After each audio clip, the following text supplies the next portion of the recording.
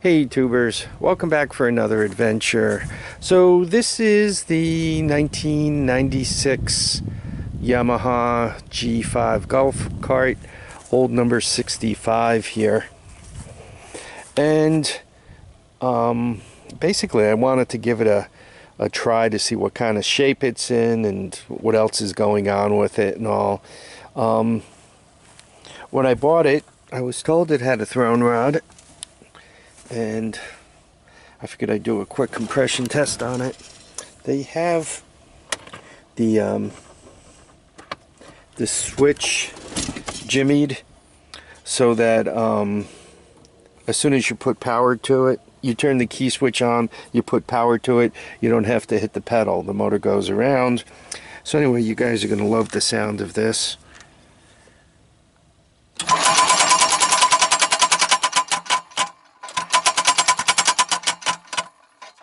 So, and there's your compression, the big zero. So yes, it does in fact have a throne rod. I also, with the compression gauge out of there, I just put my finger above the spark plug hole, and sure enough, there is no breeze. So that rod is quite thrown. It is full of oil, so I don't think it threw out. I don't think it went out the side or anything. But until I get the engine out of the cart, it's hard to tell. The clanky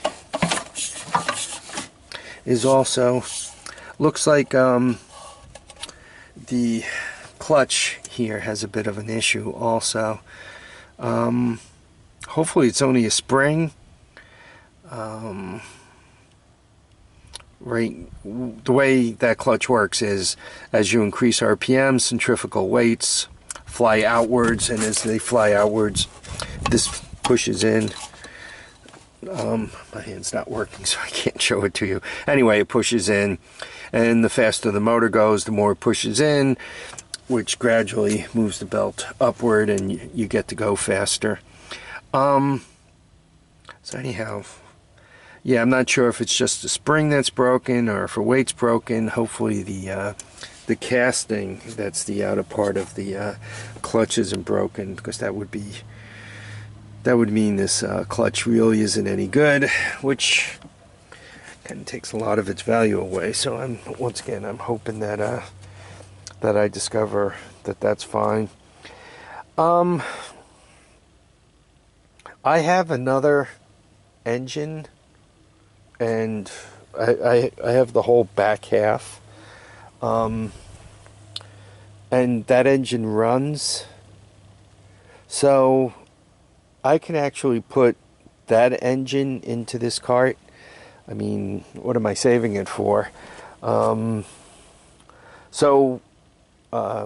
gotta look them over to make sure they're the same, but assuming that engine's the same, that would be my temptation, to pop into this cart what belongs in this cart and getting everything working like it should be working, and going forward with it that way. For this other guy,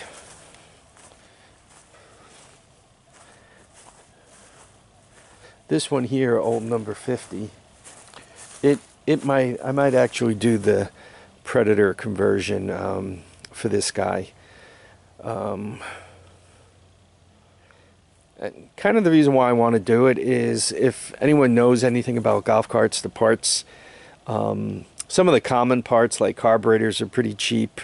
The starters aren't, well, they're $100, $150, so they're not exactly free. But the motors are the rebuild parts are $300-400, and and if you get one pre-rebuilt or even a used one, they're, you know, $400, $500, $600, $700. So what I think it'd be cool, and there are a few people who've already done this on YouTube, they've fit Predator engines into these. What would be cool though is to fit a Predator engine into it, such that you didn't know it was a Predator engine. It was just like your typical golf cart. that would actually be a pretty cool build. And I'm sure it would wake a lot of people up to, hey, for $100 I can drop a Predator into it with the torque converter adapter, make it 150 for, call it 200 wide open. I can, get Grandpa's golf cart running again with the Predator. Maybe I'll just do that. So that's probably what's going to happen. I'm not dying for a golf cart. I mean, I got the club car over there, the one with the roof that's fallen off. So I think it's probably going to be a little while before I mess with this project. I got quite the stack of other things going. I did want to test this though, because every once in a while you kind of run across something and you get surprised it's an easy fix. I didn't think so, but once again, just in case I was surprised by an easy fix, right? I didn't want this thing sitting around if a half a day would get it back to running.